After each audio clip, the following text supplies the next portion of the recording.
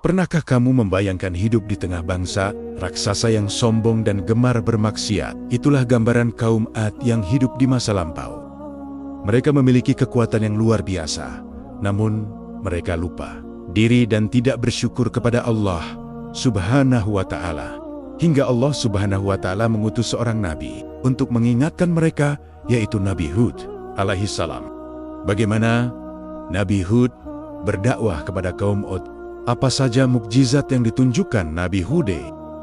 Bagaimana nasib kaum Ad yang sombong dan gemar bermaksiat? Tonton video ini sampai akhir dan jangan lupa untuk bantu support channel Surga Firdaus dengan like, subscribe, dan tulis pendapat kalian di kolom komentar tentang kisah ini. Bismillah, mari kita mulai kisahnya.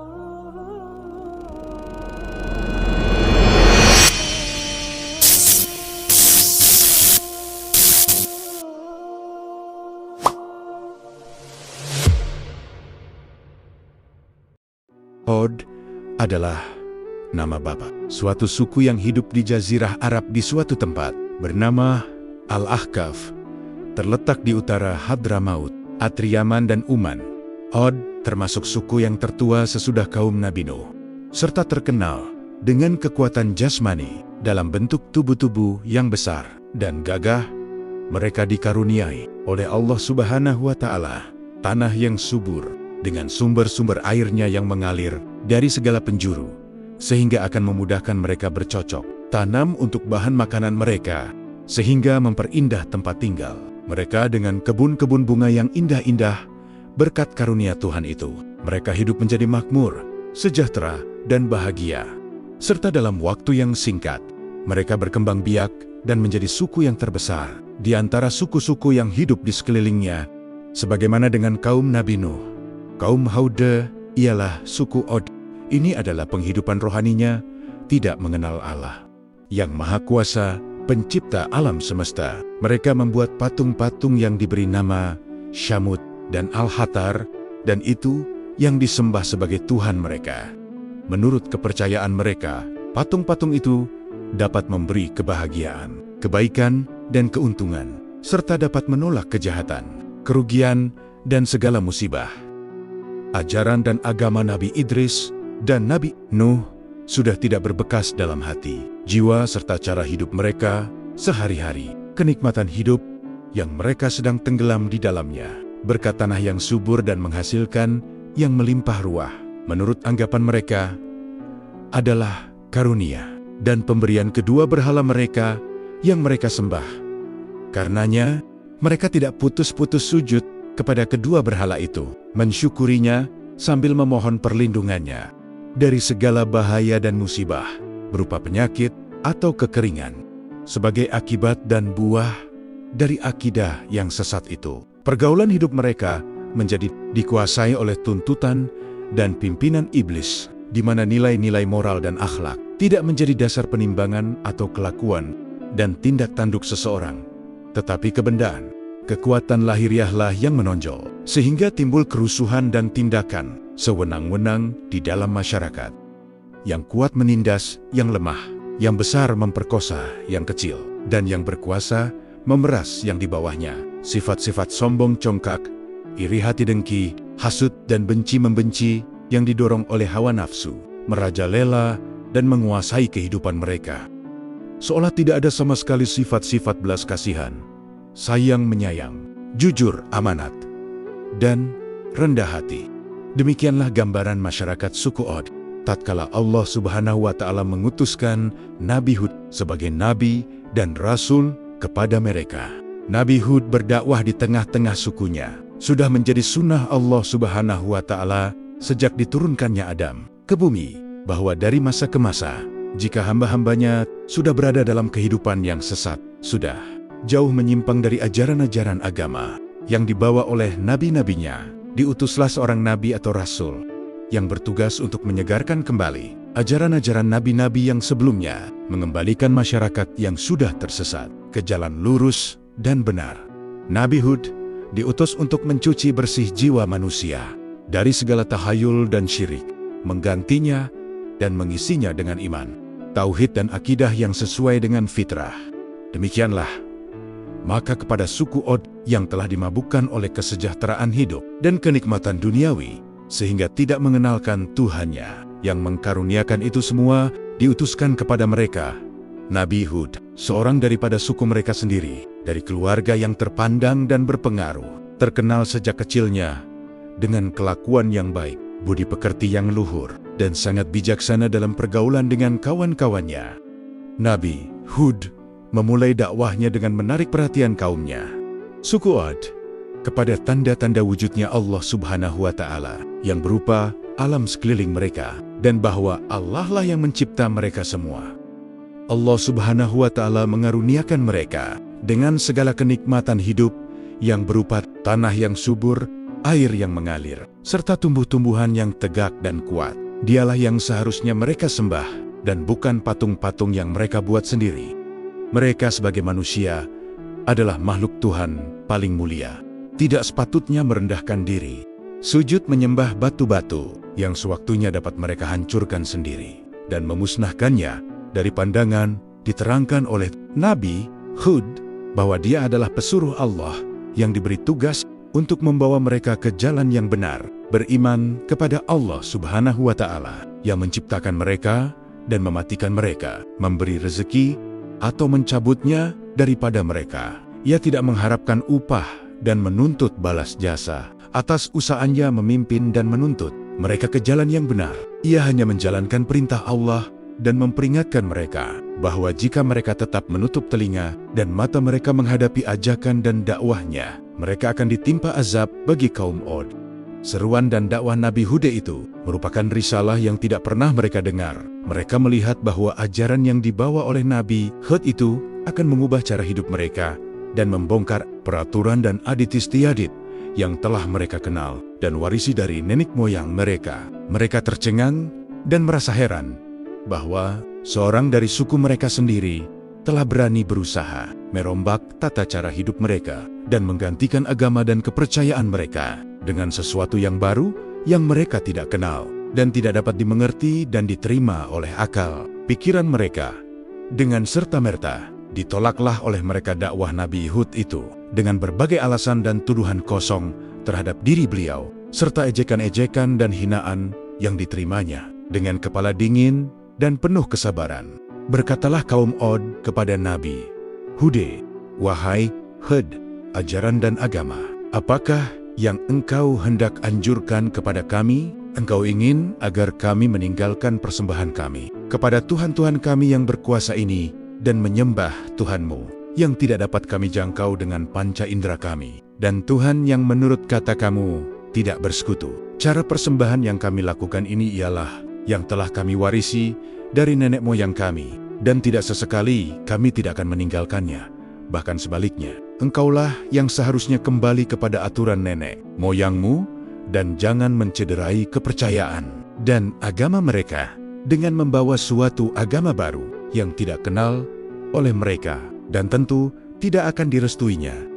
Jawab Nabi Hud, "Wahai kaumku, sesungguhnya Tuhan yang aku serukan ini kepada kamu untuk menyembahnya, walaupun kamu tidak dapat menjangkaunya dengan panca inderamu, namun kamu dapat melihat dan merasakan wujudnya dalam diri kamu sendiri sebagai ciptaannya dan dalam alam semesta yang mengelilingimu, beberapa langit dengan matahari, bulan, dan bintang-bintangnya, bumi dengan gunung-gunungnya, sungai, tumbuh-tumbuhan, dan binatang-binatangnya, yang semuanya dapat bermanfaat bagi kaum manusia, dan kamu dapat menikmati kehidupan yang sejahtera dan bahagia. Tuhan itulah yang harus kamu sembah dan menundukkan kepala kamu kepadanya. Tuhan yang Maha Esa, tiada bersekutu, tidak beranak, dan diperanakan, yang walaupun kamu tidak dapat menjangkaunya dengan panca inderamu, dia dekat daripada kamu, mengetahui segala gerak-gerik dan tingkah lakumu, mengetahui isi hatimu, denyut jantungmu dan jalan pikiranmu. Tuhan itulah yang harus disembah oleh manusia dengan kepercayaan yang penuh kepada keesaannya dan kekuasaannya, dan bukan patung-patung yang kamu buat dengan pahat dan ukir dengan tangan kamu sendiri, kemudian kamu sembah sebagai Tuhan, padahal ia suatu benda yang pasif tidak dapat berbuat sesuatu yang menguntungkan atau merugikan kamu. Alangkah bodohnya dan dangkalnya pikiranmu jika kamu tetap mempertahankan agamamu yang sesat itu dan menolak ajaran dan agama yang telah diwahyukan kepadaku oleh Allah Subhanahu wa Ta'ala, Tuhan yang Maha Esa itu. Kaumnya menjawab, "Wahai Heduk gerangan, apakah yang menjadikan engkau berpandangan dan berpikiran lain daripada yang sudah menjadi pegangan hidup kami sejak dahulu kala, dan menjadikan engkau tidak untuk meninggalkan agama nenek moyangmu sendiri, bahkan sehingga engkau menghina dan merendahkan martabat Tuhan-Tuhan kami dan memperbodohkan kami dan menganggap kami berakal sempit dan berpikiran dangkal. Engkau mengaku bahwa engkau terpilih menjadi rasul pesuruh oleh Tuhanmu untuk membawa agama dan kepercayaan baru kepada kami dan mengajak kami keluar dari jalan yang sesat menurut pengakuanmu ke jalan yang benar dan lurus. Kami merasa heran dan tidak dapat menerima oleh akal kami sendiri bahwa engkau telah dipilih menjadi pesuruh Tuhan. Apakah kelebihan kamu di atas seseorang daripada kami? Engkau tidak lebih, tidak kurang, adalah seorang manusia biasa. Seperti kami hidup, makan minum, dan tidur tiada bedanya dengan kami. Mengapa engkau yang dipilih oleh Tuhanmu? Sungguh engkau, menurut anggapan kami, seorang pendusta besar, atau mungkin engkau berpikiran tidak sehat, terkena kutukan Tuhan-Tuhan kami yang selalu engkau ejek, hina dan cemoohkan. Nabi Hud menjawab, "Wahai kaumku, aku bukanlah seorang pendusta, dan pikiranku tetap waras dan sehat, tidak kurang sesuatu pun. Dan ketahuilah bahwa patung-patungmu yang kamu pertuhankan, itu tidak dapat mendatangkan sesuatu gangguan atau penyakit bagi raga atau pikiranku. Kamu kenal aku sejak lama. Aku hidup di tengah-tengah kamu, bahwa aku tidak pernah berdusta dan berbicara bohong. Dan sepanjang pergaulanku dengan kamu tidak pernah terlihat pada diriku tanda-tanda ketidakwajaran perlakuanku atau tanda-tanda yang meragukan kewarasan pikiranku dan kesempurnaan akalku. Aku adalah benar pesuruh Allah Subhanahu wa Ta'ala yang diberi amanat untuk menyampaikan wahyunya kepada hamba-hambanya yang sudah tersesat kemasukan pengaruh ajaran iblis dan sudah jauh menyimpang dari jalan yang benar yang diajarkan oleh nabi-nabi yang terdahulu. Karena Allah Subhanahu wa Ta'ala tidak akan membiarkan hamba-hambanya terlalu lama terlantar dalam kesesatan dan hidup dalam kegelapan tanpa diutuskan seorang rasul yang menuntun mereka ke jalan yang benar dan penghidupan yang diridhoinya. Maka percayalah kamu kepadaku, gunakanlah akal pikiranmu, berimanlah dan bersujudlah kepada Allah Subhanahu wa Ta'ala, Tuhan yang menciptakanmu, menciptakan langit dan bumi, menurunkan hujan bagi menyuburkan tanah ladangmu, menumbuhkan tumbuh-tumbuhanmu bagi meneruskan hidupmu. Sembahlah kepadanya dan mohonlah ampun atas segala perbuatan salah dan tindakan sesatmu, agar dia menambah rezekimu dan kemakmuran hidupmu. Dan terhindarlah kamu dari azab dunia, sebagaimana yang telah dialami oleh kaum Nuh, dan kelak azab di akhirat. Ketahuilah bahwa kamu akan dibangkitkan kembali kelak dari kubur kamu dan dimintai pertanggungjawab atas segala perbuatan kamu di dunia ini, dan diberi ganjaran sesuai dengan amalanmu. Yang baik dan soleh mendapat ganjaran baik, dan yang hina dan buruk akan diganjarkan dengan api neraka. Aku hanya menyampaikannya, risalah Allah Subhanahu wa Ta'ala kepada kamu, dan dengan ini telah memperingati kamu akan akibat yang akan menimpa kepada dirimu jika kamu tetap mengingkari kebenaran dakwahku. Kaum Od menjawab, "Kami bertambah yakin dan tidak ragu lagi bahwa engkau telah mendapat kutukan Tuhan-Tuhan kami, sehingga menyebabkan pikiran kamu kacau dan akalmu berubah menjadi sinting. Engkau telah mengucapkan kata-kata yang tidak masuk akal, bahwa jika kami mengikuti agamamu, akan bertambah rezeki dan kemakmuran hidup kami, dan bahwa kami akan dibangkitkan kembali dari kubur kami, dan menerima segala ganjaran atas segala amalan kami. Adakah mungkin kami akan dibangkitkan kembali dari kubur kami, setelah kami mati, dan menjadi tulang belulang? Dan apakah azab dan siksaan yang engkau ucapkan untuk menakut-nakuti kami, dan mengancamkannya kepada kami? Semua ini kami anggap omong kosong dan ancaman kosong belaka. Ketahuilah bahwa kami tidak akan menyerah kepadamu dan tidak akan mengikuti ajaranmu hanya karena bayangan azab dan siksa yang engkau bayang-bayangkan kepada kami. Bahkan kami menentang kepadamu, datangkanlah apa yang engkau janjikan dan ancamkan itu, jika engkau betul-betul benar dalam kata-katamu dan bukan seorang pendusta.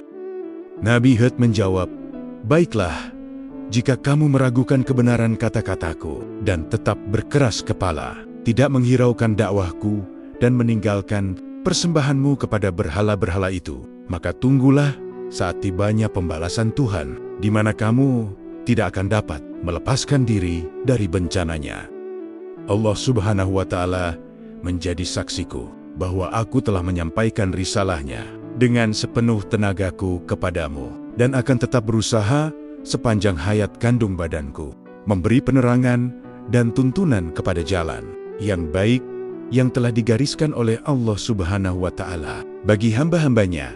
Pembalasan Allah Subhanahu wa Ta'ala kepada kaum Od, pembalasan Tuhan terhadap kaum Od yang kafir dan tetap membangkang itu diturunkan dalam 2 peringatan. Tahap pertama berupa kekeringan yang melanda ladang-ladang dan kebun-kebun mereka, sehingga menimbulkan kecemasan dan kegelisahan. Mereka khawatir kalau mereka tidak memperoleh hasil dari ladang-ladang dan kebun-kebunnya seperti biasanya. Dalam keadaan demikian, Nabi Hud masih berusaha meyakinkan mereka bahwa kekeringan itu adalah suatu permulaan siksaan dari Allah Subhanahu wa Ta'ala.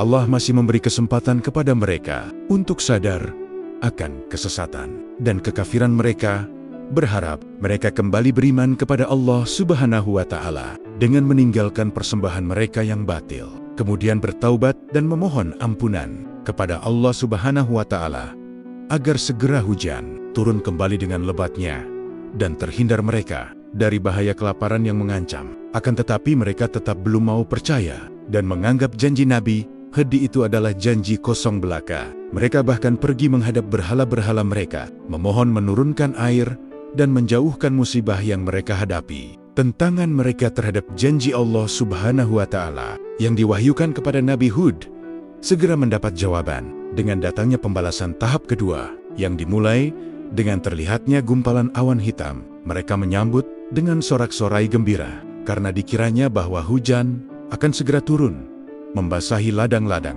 dan menyirami kebun-kebun. Mereka yang sedang mengalami kekeringan melihat sikap kaum Ad yang sedang bersukaria itu, berkatalah Nabi Hud dengan nada mengejek, mega hitam itu bukanlah mega hitam awam rahmat bagi kamu, tetapi mega yang akan membawa kehancuran kamu sebagai pembalasan Allah Subhanahu wa Ta'ala yang telah kujanjikan dan kamu nanti-nantikan untuk membuktikan kebenaran kata-kataku yang selalu kamu sangkal dan kamu dusta.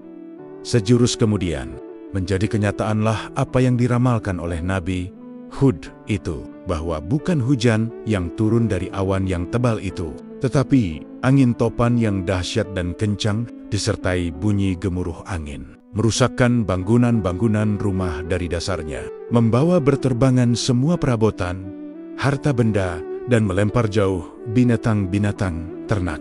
Keadaan kaum Ad menjadi panik.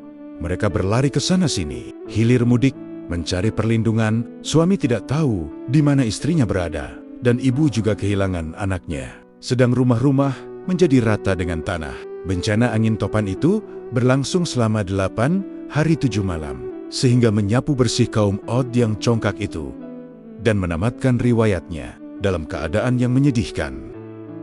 Untuk menjadi pengajaran dan contoh sejarah bagi umat-umat yang akan datang.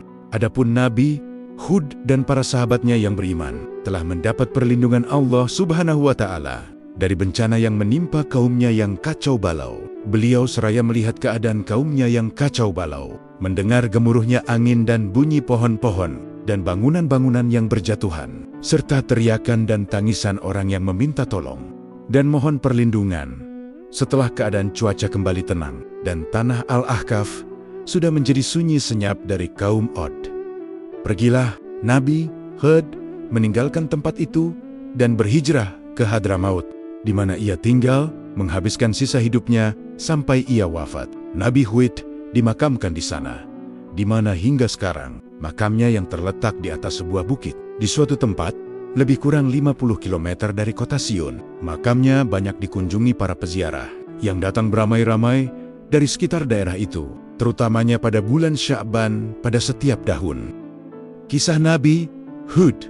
Dalam Al-Quran, kisah Nabi Hud diceritakan oleh 68 ayat dalam 10 surah. Di antaranya, surah Hud ayat 50-60, surah Al-Mu'minun ayat 31 hingga ayat 40, surah Al-Ahqaf ayat 21 hingga ayat 26, dan surah Al-Haqqah ayat 6-8. Pelajaran dari kisah Nabi Hud. Nabi Hud telah memberi contoh dan sistem yang baik, yang patut ditiru dan diikuti oleh juru dakwah dan ahli agama. Beliau menghadapi kaumnya yang sombong dan keras kepala, itu dengan penuh kesabaran, ketabahan dan kelapangan dada. Ia tidak sesekali membalas ejekan dan kata-kata kasar mereka dengan serupa, tetapi menolaknya dengan kata-kata yang halus, yang menunjukkan bahwa beliau dapat menguasai emosinya dan tidak sampai kehilangan akal atau kesabaran. Nabi Hud tidak marah dan tidak gusar ketika kaumnya mengejek dengan menuduhnya telah menjadi gila dan sinting. Ia dengan lemah lembut menolak tuduhan dan ejekan itu dengan hanya mengata, "Aku tidak gila, dan bahwa Tuhan-Tuhanmu yang kamu sembah tidak dapat menggangguku atau mengganggu pikiranku sedikit pun. Tetapi aku ini adalah Rasul, pesuruh Allah kepadamu, dan betul-betul aku adalah seorang penasihat yang jujur bagimu, menghendaki kebaikanmu dan kesejahteraan hidupmu, dan agar kamu terhindar dan selamat dari azab dan siksaan Allah Subhanahu wa Ta'ala, di dunia maupun di akhirat." Dalam berdialog dengan kaumnya, Nabi Hud selalu berusaha mengetok hati nurani mereka dan mengajak mereka berpikir secara rasional. Nabi Hud selalu berusaha menggunakan akal dan pikiran yang sehat dengan memberikan bukti-bukti yang dapat diterima oleh akal mereka tentang kebenaran dakwahnya.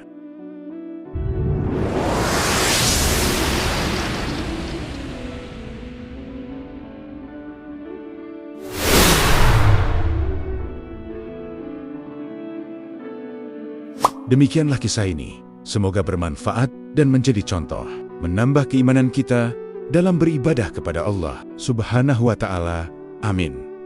Jangan lupa untuk bantu support channel Surga Firdaus dengan like, subscribe, dan tulis pendapat kalian di kolom komentar. Akhir kata, wassalamualaikum warahmatullahi wabarakatuh.